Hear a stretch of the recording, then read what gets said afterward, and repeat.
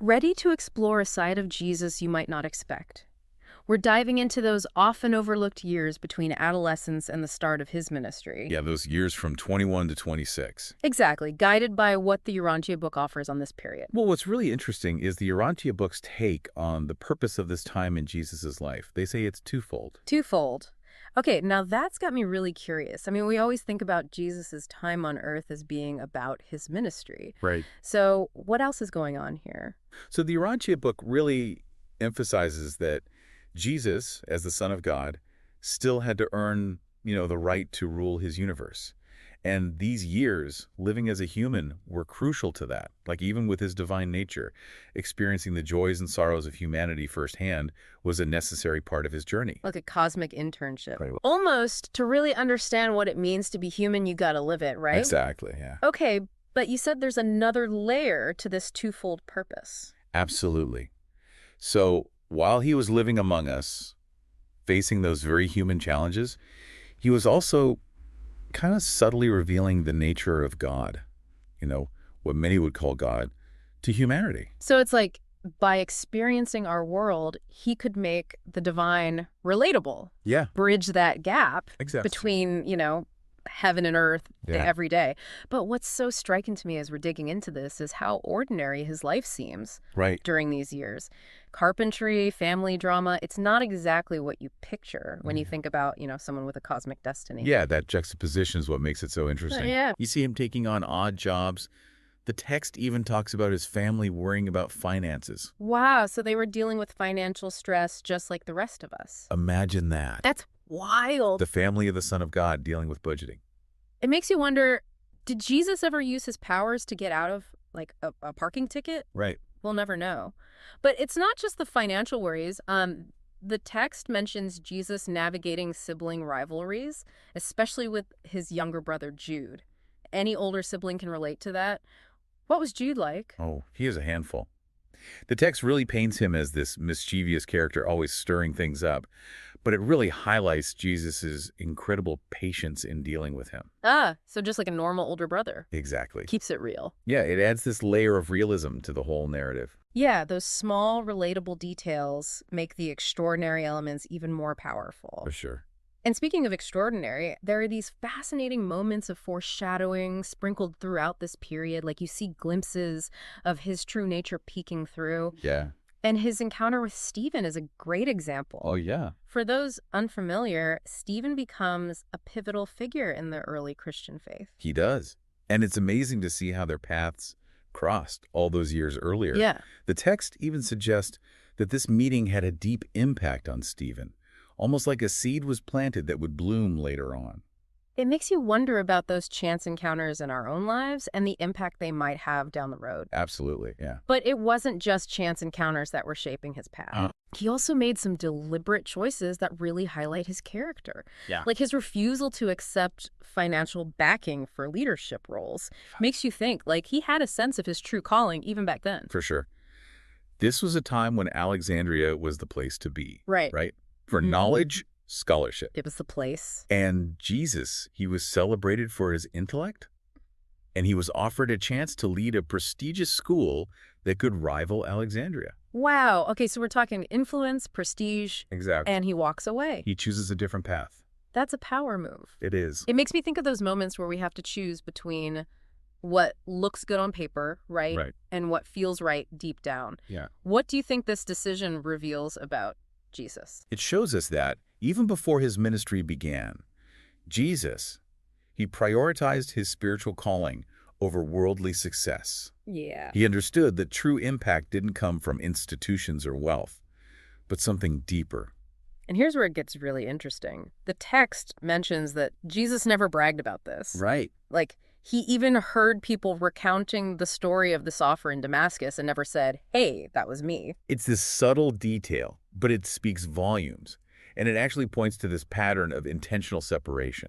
Intentional separation? Now that's interesting. What do you mean by that?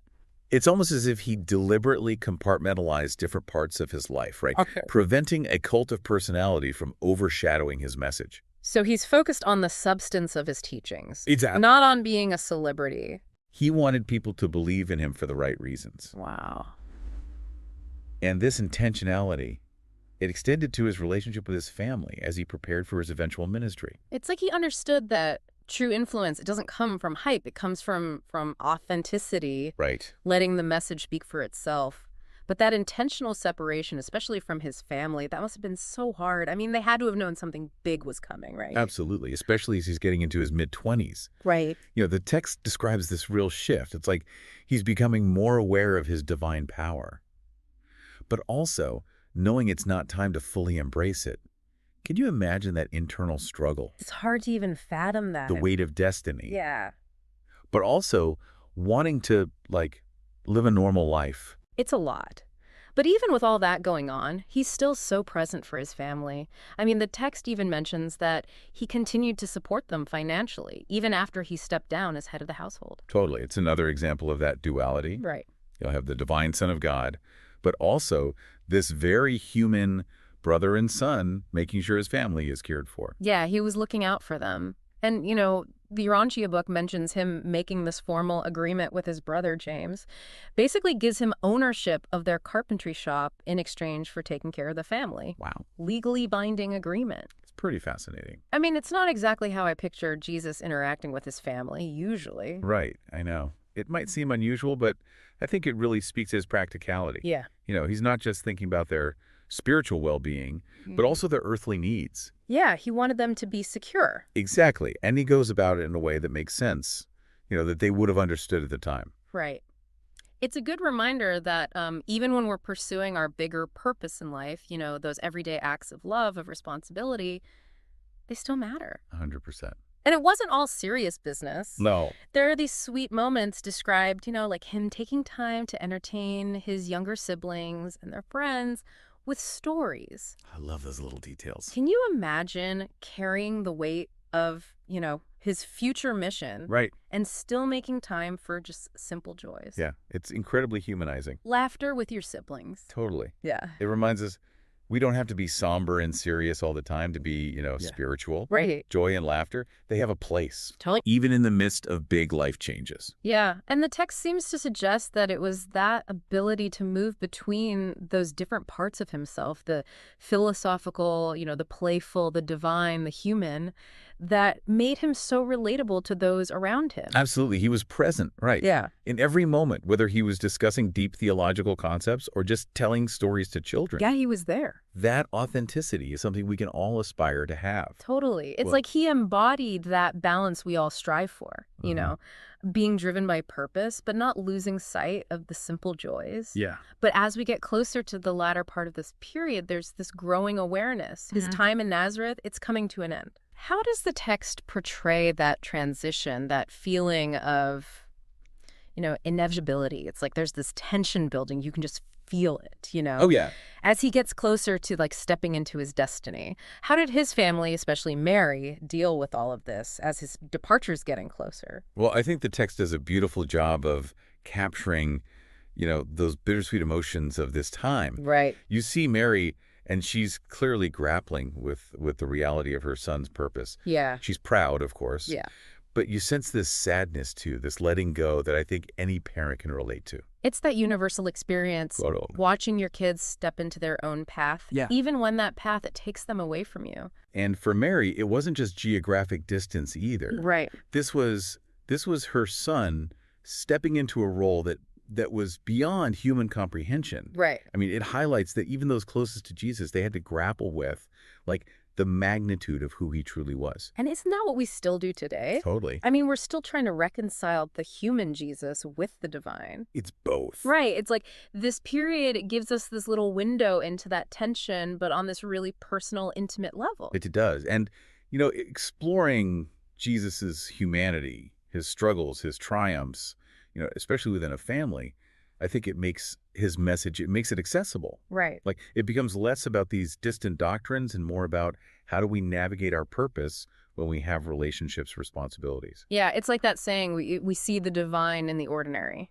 Exactly. And in these last few years before his ministry begins, you really see how intentional Jesus is about preparing his family. Yeah. It's not just tying up loose ends. Yeah. It's like he's giving them, the tools, the strength to carry on without him physically present. It's huge. He appoints James, his brother, as the head of the family, Right. which is just so practical. But I think even beyond that, you see that he seems to nurture each of his siblings' like unique talents. He's helping them find their own paths. Yeah, so he's looking out for them on all levels, Mhm. practical, emotional, even spiritual. Absolutely, 100%. So you've taken this deep dive into these often overlooked years. They are. What's the one thing you hope our listeners will take away from this exploration?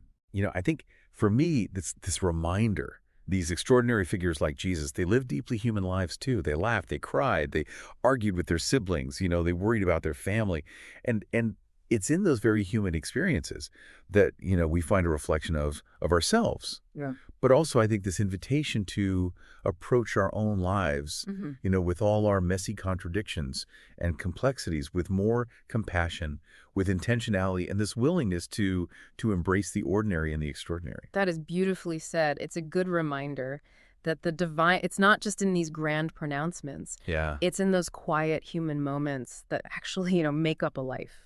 Right. And for you listening as you're, going about your day, think about this. What seemingly insignificant experiences are you overlooking? What hidden depths, what unexpected connections might you discover? Right. If you approach your own life with that same sense of curiosity, of wonder that we've tried to bring to this exploration. I love that.